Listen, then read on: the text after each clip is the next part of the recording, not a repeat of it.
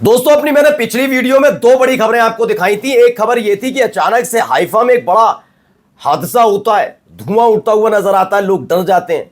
खबर यह थी कि क्या वाकई कोई अटैक हुआ है।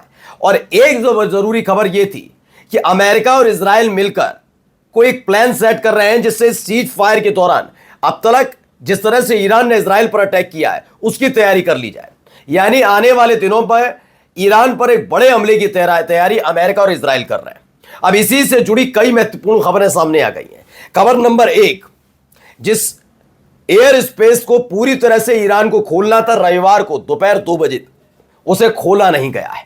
यानी ईरान इस बात को लेकर संदेह में है कि जो दर्द जो जख्म उसने इजराइल को दिया उसकी बदौलत वो पलटवार करेगा या नहीं करेगा, और अमेरिका उसका साथ देगा नहीं देगा। यानी तनाव अब भी बना हुआ है। खबर सिर्फ इतनी मर नहीं है, खबर यह भी है कि माना यह जा रहा है कि ईरान एक बड़ी तैयारी कर रहा है जिसके जरिए वो हो सकता है आने वाले दिनों में इजराइल पर हमला फिर से कर दे, क्योंकि कई बार वो सीज फायर का उल्लंघन कर चुका है। एयर स्पेस क्यों नहीं खोला गया है, लेकिन पूरी तरह से खोला नहीं गया। कौन कौन से इलाके वो नहीं खोले गए वो भी आपको दिखाऊंगा, जबकि रविवार को ही मैंने दिखाया था कि खुलने था एयर स्पेस, नहीं खोला।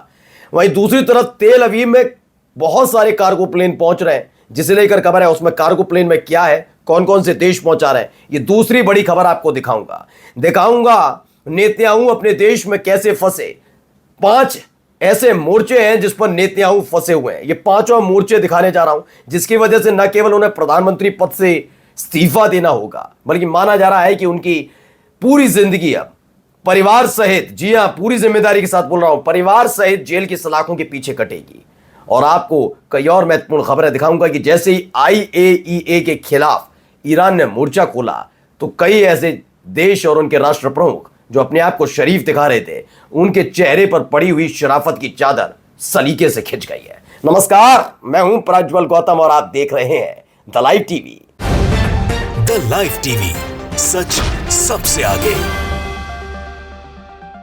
शुरुआत करते हैं दोस्तों, मेरे भाइयों, मेरे बहनों, मेरे बड़े बुजुर्गों, मैं शुरुआत करने जा रहा हूं एक बहुत जरूरी खबर के साथ, और इसे देखिएगा। इस खबर को देखना इसलिए जरूरी है क्योंकि अभी अलग अलग तरीके से बताया जाएगा। ईरान डर गया, ये हो गया, वो हो गया। मैं अब भी कह रहा हूं ईरान डरा हो या ना डरा हो, मैं नहीं इसका गारंटी लेता, लेकिन इजराइल की हालत खराब है, बहुत खराब है। क्यों? क्योंकि ईरान वो एक ऐसा कदम नहीं उठा रहा जिसकी वजह से इजराइल को डर लग रहा है कब क्या करने जा रहा है। खबर क्या है, खबर देखिए। ईरान इज अलाउ क्या only international transit flight through it's western and central air space. A spokesperson for the Ministry of Roads and Urban Development said on Monday। यह खबर निकल कर आई कि ईरान ने सिर्फ पश्चिमी और जो सेंट्रल एयर स्पेस की जो फ्लाइट्स है जाने वाली ट्रांजिट के, उनको केवल परागमन के लिए इजाजत दी है। मतलब वो जा सकते हैं यहां से सिर्फ जा सकते हैं, आने वाली नहीं। आने वाली के लिए देखिए क्या है, domestic routes connecting western region to Tehran remain suspended. वो पश्चिमी एरिया जहां से उड़ान भरती हुई आएंगे प्लेन और तेहरान में लैंड करेंगे, वो पूरी तरह से सस्पेंडेड, पढ़ लीजिए। उन्होंने कहा अभी इसको अलाउ नहीं किया। मैं फिर बता रहा हूं कि आप जानते होंगे, सारे मेरे जितने भाई बहन जानते हैं ईरान कहां है। कुछ लोग मजाक उड़ा रहे थे अभी हाल ही में, बताया जा रहा था कि ईरान और इजराइल के बारे में कहा जा रहा है। ये वो लोग कह रहे हैं जिन्हें पता ही नहीं है मैप पर ईरान कहां है, इजराइल कहां है, लेबनान कहां है, कौन कहां है। मैंने तब भी कहा था पढ़ लिख आप लोग, अनपढ़ गवार तो आप जैसे लोग हैं। आज मैं अपने दर्शकों को जानते हैं। अब आप सोचिए, पश्चिमी क्षेत्र से आने वाले प्लेन जो तेहरान में उतरने, उन्हें इजाजत नहीं है। इसका मतलब समझिए क्या है। मैं सिर्फ ये नहीं कह रहा कि ईरान हमला ही करेगा, ईरान को यह भी पता है कि कहीं ऐसा ना हो कि उन प्लेन्स के जरिए एक बड़े हादसे को, एक बड़ी घटना को अंजाम देने का प्लान सेट किया जा रहा हो। भरोसा कुछ नहीं है, क्योंकि जो काम वैसे नहीं कर पाए तो ऐसे ना कर दें। प्लेन हाईजैक वाला स्थिति या प्लेन में बम लगाने वाली स्थिति, कुछ भी किया जा सकता है। इसलिए ईरान पूरा अलर्ट मोड पर है। इसलिए उसने पश्चिमी देशों की तरफ से आने वाले, पश्चिमी देशों का मतलब पश्चिम में ही पड़े, इजराइल भी ईरान के पश्चिम में है, इसका बाकी देश भी लगा लिए, सारे के सारे अमेरिका समेत जितने भी पश्चिमी देश हैं वो तो साइड में है ही है। तो ईरान ने उनके लिए अनुमति नहीं दी है, यानी चौकन्ना है ईरान। अब आइए, लेकिन इसने धड़कन बढ़ा रखी है किसकी, इजराइल की। कहीं ऐसा ना हो कि सस्पेंड कर रखा और एक मिसाइल दाग दे, क्योंकि मिसाइल दागेगा तो भी उसे सस्पेंड ही करने पड़ेंगे एयर स्पेस। अब आइए, यहां पर क्या हो रहा है, इजराइल में बहुत सारा समूह आपको नजर आ रहे होंगे, ये सारे के सारे इजराइल पहुंच रहे हैं। इजराइल क्यों पहुंच रहे हैं, कहां पहुंच रहे हैं, वो मैं आपको बताऊंगा। पहले से देखिए खबर आया, cargo planes are flooding into Tel Aviv. दावा किया जा रहा है कि लगातार तेल अवीव में बहुत सारे कार्गो प्लेन पहुंच रहे हैं, और खास तौर पर ये सारे कहां से आ रहे हैं, देखिए फ्रांस, सर्बिया, ये पूरा ग्रीस व्रीस, इटली विटली साइड से होते हुए बहुत सारे प्लेन पहुंच रहे हैं। क्या हथियार पहुंचाए जा रहे हैं, ये एक बड़ा सवाल है, क्योंकि कार्गो प्लेन पहुंच रहे हैं। कार्गो प्लेन का एक के बाद एक तेल अवीव में पहुंचना बहुत बड़ी बात है। ये क्या स्टॉक किया जा रहा है, इसको लेकर सवाल है। अब सुनिए क्या कह रहे हैं ईरान के स्थायी प्रतिनिधि हैं संयुक्त राष्ट्र में, वो क्या कह रहे हैं, सुनिए इनको। In the NPT, it has been defined that we have two very explicit rights. The first is that we can have research and development, we can have the production of uranium, and we can have to use the peaceful energy. And दरअसल ये बयान इनका ऐसे वक्त में आया दोस्तों, जब लगातार अमेरिका कह रहा है कि हमने तो बर्बाद कर दिया ईरान का न्यूक्लियर फैसिलिटी। कितना किया कितना नहीं है तो आप सब समझ ही चुके हैं, बार बार उस बहस में नहीं जाएंगे, वीडियो लंबी हो जाती है। यह कहा जा रहा है कि अगर दोबारा उसने यूरेनियम का उत्पादन शुरू किया, संवर्धित यूरेनियम का, तो हम फिर से हमला कर देंगे। इस बीच में सोचिए क्या करेगा कोई देश, अगर डरता होगा अमेरिका से, वो कहेगा नहीं हम नहीं करें, अब देखा जाएगा, करेंगे, टालेगा, अपनी साख भी बचाने की तो टालेगा, या फिर दमदार चूहा टाइप होगा तो कह देगा नहीं करेंगे। लेकिन जो दमदार होगा वो क्या कहेगा, करेंगे, तू कौन, यही होगा ना। तो वही है, ये कह रहे हैं यूरेनियम एनरिचमेंट हमारा अधिकार है, और पूरा बताया ये कौन है, ये अमीर सईद इरवानी है, ये यूएन में स्थायी प्रतिनिधि हैं अमीर सईद इरवानी। उन्होंने कहा हम यूरेनियम संवर्धन नहीं रोकेंगे, जो करना है कर लो, एक बार और कर लो, हिम्मत है तो फिर भेज दो। आया था ना ईरान B-2 तुम्हारा स्टील्थ फाइटर जेट, क्या हुआ, 5 दिन से खड़ा हुआ दूसरे देश में, हालत खस्ता हो गई उसकी, एक और भेज देना। कहते हैं ये हमारा परमाणु अप्रसार संधि एनपीटी के तहत मिला हुआ अधिकार है, जिसे हम लागू करना चाहते हैं। और एनपीटी पे साइन किसने किए, ईरान ने। इजराइल से कहने की हैसियत नहीं है इन देशों की जो पिछलग्गू बने हुए इजराइल के। अब आगे आइए, खबर आई IAEA को लेकर जो कहा गया ईरान की तरफ से, उसके बाद देखिए अब इन्हें नैतिकता सब चीज़ याद आ रही है। फ्रांस, जर्मनी और यूनाइटेड किंगडम ने इन सब मिल गए सोमवार को संयुक्त राष्ट्र परमाणु निगरानी संस्था के प्रमुख राफेल ग्रॉसी के खिलाफ ईरान में की गई धमकियों की निंदा की और तेहरान से एजेंसियों के साथ पूर्ण सहयोग बहाल करने का आह्वान किया। E3 देशों ने एक संयुक्त बयान में कहा, हम ईरान से आग्रह करते हैं, क्या करते हैं, कि वह अपने कानूनी रूप से बाध्यकारी दायित्व के अनुरूप तुरंत पूर्ण सहयोग बहाल करे और IAEA कर्मियों की सुरक्षा सुनिश्चित करने के लिए सभी आवश्यक कदम उठाए।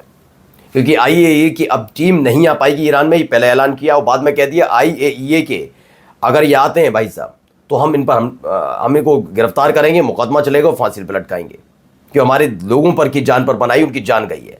इस पे ईरान नाराज है। अब IAEA के को लेकर जो फ्रांस, जर्मनी और UK ये कह रहे हैं ये गलत है, ये आप जो कर रहे हो गलत है। हाँ, अमेरिका ने जो कि अमेरिका का रास्ता तोड़ा है, अपने ज़्यादा ही नैतिकतावादी हैं फ्रांस, जर्मनी, यूनाइटेड किंगडम, बहुत न्याय संगत है ना, अमेरिका का दूतावास अपने देश में बंद करिए। आइए, नहीं नेतागिरी आप ऐसे देश के लिए कर रहे हैं जिसका भी न्यूक्लियर बम है ही नहीं, एटम बम है नहीं, उसे बनाने नहीं दे रहे, आप अपने अपने पास सब रखना चाहते हैं। इजराइल के पास से डर नहीं है, वो विस्तारवादी देश जिसने दूसरों की जमीन पर कब्जा किया उनके, लेकिन ईरान से खतरा हो जाएगा। और जब अमेरिका हमला कर रहा है तो क्यों, तब बोलती क्यों बंद हो जाती है। अब इसमें एक और झटका लगा, इजराइल के PM नेतन्याहू को झटका लगा है। 27 जून को इजरायली अदालत ने नेतन्याहू की उस याचिका को खारिज कर दिया जिसमें उन्होंने अपने भ्रष्टाचार मामले में गवाही की तारीख टालने की मांग की थी। अब उन्हें तय समय पर अदालत में पेश होना होगा। ये केस लंबे समय से उनके खिलाफ चल रहे विवादित भ्रष्टाचार मुकदमे से जुड़ा। ये खबर हमने आपको दिखाई थी पहले भी कि ये अदालत सख्त होने जा रही है और अदालत सख्त हो गई है। यानी अब तो जेल जाना पड़ेगा, जेल की रोटी खानी पड़ेगी, जेल का पानी पीना पड़ेगा। अब तो जेल में जाना पड़ेगा, नेतन्याहू को प्रधानमंत्री पद से इस्तीफा देना पड़ेगा। ये हालात है, क्योंकि 5 जो मैंने बताया, अब सुनिए 5 कौन कौन से हैं। ईरान की जनता नाराज है, आर्मी उनके यहाँ की नाराज है, इस बात को लेकर जनता नाराज है, उनके अपने लोग मारे जा रहे हैं। आर्मी नाराज है, उनके अपने लोग। नेतन्याहू का बेटा कहाँ है, अमेरिका, आराम से बैठा है, पूरा परिवार जिस पर खुद पर भ्रष्टाचार के आरोप है वो बैठा है, उसका परिवार बैठा है। नेतन्याहू और मर कौन रहे हैं, मध्यम वर्गीय परिवार के लोग जो सेना में गए थे। ठीक है, जनता नाराज, सेना बगावत पर उतारू है। जो विपक्षी पार्टी के नेता हैं वो नाराज हैं, उन्होंने कह दिया कि गजा वॉर का इस्तेमाल अपने खिलाफ चल रहे भ्रष्टाचार के मामलों को टालने के लिए और रद्द कराने के लिए इस्तेमाल कर रहे हैं। अदालत नाराज है। और 5वां तो आप सभी जानते हैं, ईरान से लेकर हिजबुल्लाह, हूती सब पीछे पड़े हुए हैं, तो 5 हिसाब से गिरे हुए हैं। अब क्या क्या लॉस हुआ है जरा देखिए। 6 जनरल, 32 मोसाद के एजेंट अधिकारी, 38 शिनबेट के, 27 नेवी, 198 एयर फोर्स से जुड़े हुए अधिकारी और जो भी कर्मचारी हों, 462 सोल्जर्स मारे गए, 423 सिविलियंस मारे गए इजराइल में, जिसे छिपाने की कोशिश लगातार इजराइल की तरफ से की जा रही थी। इन सब के बीच खबर आ गई, जिस खबर को हमने सबसे पहले दिखाया था कि जैसे ये खबर आई कि ईरान की जो न्यूक्लियर फैसिलिटी थी उस पर हमला अमेरिका ने B-2 से किया, स्टील्थ बॉम्बर से, उसके फौरन बाद ही जो रक्षा मंत्री हैं, डिफेंस मिनिस्टर हैं ईरान के, वो गए थे चीन। वो गए थे 4.5 जनरेशन का जो उनका सबसे खतरनाक जो टक्कर दे सकता है अमेरिका के B-2 बॉम्बर को, स्टील्थ बॉम्बर को, उसका नाम है J-10C। उसके लिए गए थे और बात मानी कि खबर निकल कर आई है 40 J-10C चीन के बुक कर दिए कि ये सारे भेजे जाने हैं। यानी अगले 2-3 महीनों में जैसे ये प्लेन आ जाएंगे, फाइटर जेट आ जाएंगे, तो सोचिए अमेरिका और इजराइल का क्या हाल होगा। और जाते जाते यार सीरिया की खबर देखिए। सीरिया की खबर इसलिए ज़रूरी दोस्तों क्योंकि जो अल जुलानी जो HTS के हेड, जो आज वहाँ के राष्ट्रपति बने बैठे हैं बशर अल असद की तख्ता पलट के बाद, उन्हीं अल जुलानी को अमेरिका ने क्या कहा यह आतंकवादी है। HTS ने क्या कहा, यह आतंकवादी गुट है, इनाम घोषित था। अब गलवहियाँ हो रहा है क्योंकि अमेरिका के साथ सहयोग कर रहे हैं अल जुलानी। और देखिए अब सीरिया के इस लोगों को क्या हाथ लगा, खुद सोचिएगा। खबर क्या है, सीरिया ने इजराइल से समझौते की संभावित डील में गोलन हाइट्स की मांग छोड़ दी है। मिस्र ने अंतर्राष्ट्रीय संस्था में ले गया था, मिस्र जिसका कोई लेना देना नहीं, मिस्र लेकर गया सीरिया का मसला कि सीरिया के गोलन हाइट्स पर जो कब्जा इजराइल ने कर रखा है वो छोड़ा जाए। और भारत ने, हमारे देश भारत ने पूरी जिम्मेदारी के साथ कह रहा हूं, ये कहा था कि बिल्कुल सही बात है, किसी देश पर आपने कब्जा कर, किस देश की जमीन पर कब्जा कर रहे छोड़िए।